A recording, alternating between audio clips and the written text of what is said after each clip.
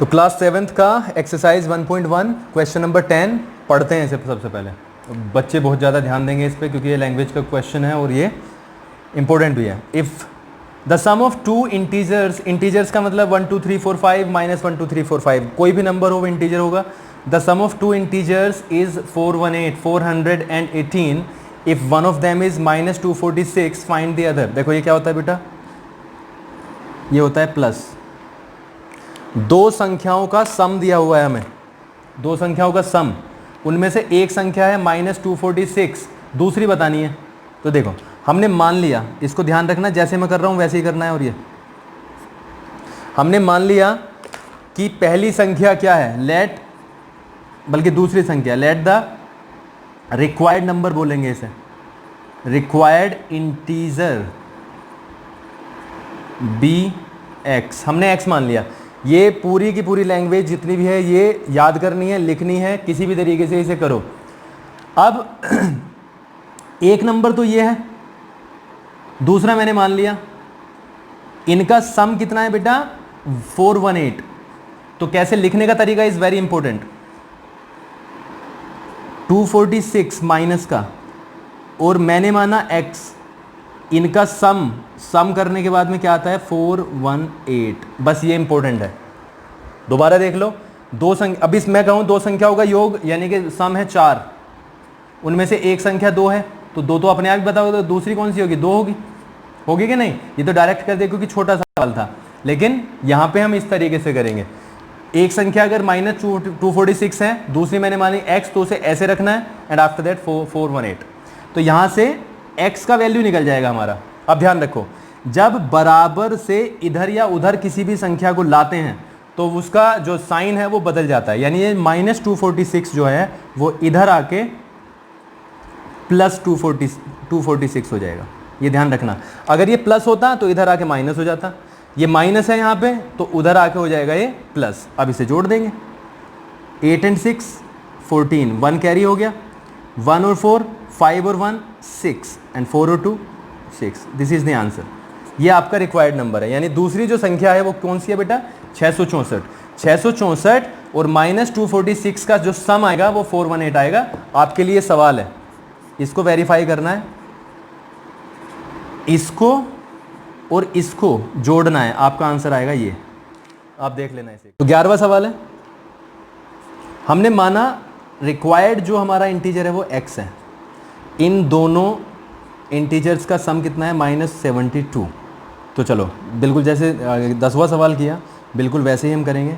Minus 43 हमें दिया हुआ है, एक हमने मान लिया और इसका सम आता है माइनस 72। ठीक है, चलो अभी मैंने 10वें सवाल में बताया, जब माइनस की कोई भी संख्या, कोई भी इंटीजर बराबर के दूसरी साइड जाएगा तो अपने साइन को चेंज करेगा, यानी माइनस हो जाएगा प्लस। तो ये हो जाएगा माइनस 72 तो एज इट इज रहेगा, लेकिन ये माइनस 43 प्लस हो जाएगा इधर आके। चलो जी, नियम आपको पता है, दो संख्याओं में बड़ी संख्या का साइन देखना है। इसमें से बड़ी संख्या देखो कौन सी है, माइनस 72 या 43, माइनस 72। अभी सिर्फ तो माइनस का साइन लगेगा, ठीक है, और बड़ी से छोटी को हम घटा देंगे। Minus 29 is the required integer. Verification पे अगर आता हूं, माइनस 43 एक संख्या है और माइनस 29 मेरा आंसर आया, और इन दोनों का सम ऐसे निकलेगा। देखो क्या आता है, 9 and 3 12, 1 कैरी हो गया, 4 2 6 और 1 7, और किसका माइनस का आ गया कि नहीं, माइनस 472 माइनस 70। ठीक है, तो ये 10वां 11वां एक सा ही सवाल था, आपकी प्रैक्टिस के लिए 11वां भी डाल दिया। अब मैं चलता हूँ सवाल नंबर 12 की तरफ, लेकिन इसमें भी 11 और 10 में कुछ समझ नहीं आया तो मुझे आप बता देना, उसके लिए कुछ ना कुछ अरेंजमेंट हो जाएगा। चलो जी, सवाल नंबर 12,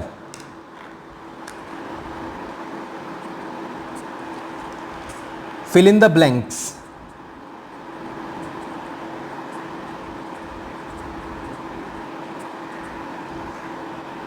ए क्या दिया हुआ है, 1 माइनस 61 प्लस क्या आना चाहिए यहाँ पे कि वो 0 हो जाए, ये बिल्कुल वही सवाल है जो हमने पीछे किया, बस उसमें लैंग्वेज थी, इसमें लैंग्वेज नहीं है, हमें डायरेक्ट करना है। प्लस का 1 है, माइनस का 61 है, और प्लस के बाद में एक और संख्या है और 0 बना रहा है।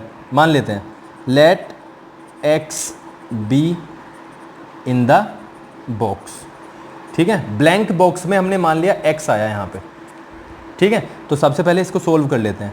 इसको सोल्व करके क्या आएगा, अगर मैं इसका सॉल्यूशन यहाँ पे लिखूं, इसको सोल्व करके क्या आने वाला है, -60। ये प्लस का, ये माइनस का, 60 आ गया माइनस का, प्लस x मैंने माना इक्वल्स टू 0। और अभी बताया जब कोई भी इंटीजर, क्योंकि x का वैल्यू लेना है मुझे यहाँ पे, कोई भी इंटीजर बराबर के दूसरी साइड जाएगा तो वो उल्टा हो जाएगा साइन में, यानी -60 बन जाएगा +60, +60 आएगा। इसको वेरीफाई कर लेते हैं। 1 -60 61 और प्लस x की जगह पे क्या डालूं 60 इक्वल्स टू, देखना 0 आता है कि नहीं। ये कितना हो गया 60 + 1 61 -61 इक्वल्स टू 0, 0 इक्वल्स टू 0। तो हमारा आंसर बिल्कुल सही है, this is the correct answer. इसमें मैं आपके लिए एक सवाल और कर देता हूं, और सवाल करता हूं मैं इसी का ले लेते हैं,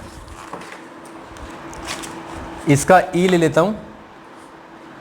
देखो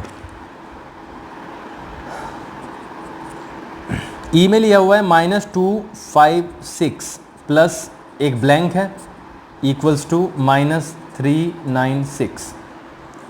चलो मान लेते हैं let X be in the box. हमने x मान लिया बॉक्स में, तो ऐसा कुछ हो जाएगा क्या, +x बॉक्स में आ गया इक्वल्स टू -396, और x का वैल्यू निकाल लेंगे अब। तो -396 तो ये ऐसे ही रहेगा, और ये माइनस का है, इधर आके प्लस बन जाएगा 256। बड़ा नंबर कौन सा दिखाई दे रहा है, अगर मैं माइनस और प्लस को ना देखूं तो ये इसका ये माइनस का साइन आ जाएगा, क्योंकि ये यहाँ पे आएगा। 6 में से 6 जाके तो बचता है 0, 9 में से 5 जाके 4 बच जाएगा, और यहाँ पे 1। ये आपका रिक्वायर्ड नंबर है, ठीक है। क्वेश्चन नंबर 13 की तरफ, ये सारे सवाल करने हैं 12वें के सारे, इसमें कोई प्रॉब्लम नहीं है, बहुत ही हल्के सवाल है। 13 है, write down a pair of integers whose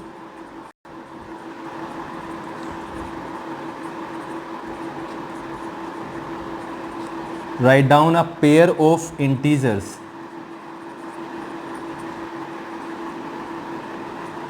whose, पहला है sum is 0, जिसका के सम 0 हो ऐसा पेयर लिखना है। पेयर का मतलब हमेशा 2 होता है, तो ऐसी 2 संख्याएं लिखो जिनका सम 0 आ जाए। तो बिल्कुल सिंपल, एक सी ही संख्या ले लो, नेगेटिव पॉजिटिव साइन कर दो। तो हम यहाँ पे ले लेंगे 3 और -3, या 4 ले लेंगे तो -4 लेंगे। हमने अगर 5 ले लिया तो -5 लेना पड़ेगा। तो इन दोनों का ही सम क्या आएगा, ऐसे करके 3 - 3 इक्वल्स टू 0। तो हमारे पास में ये आ गया। इसका सेकंड बी देखते हैं, डिफरेंस इज 3, डिफरेंस इज 3। कोई भी 2 संख्याएं लो जो जिनका डिफरेंस क्या आ जाए, 3 आ जाए, तो ले सकते हैं। डायरेक्ट ही करवा रहा हूँ, 6 और 3 ले लो, क्योंकि 6 और 3 का डिफरेंस क्या आता है 3, तो ये आ जाएगा।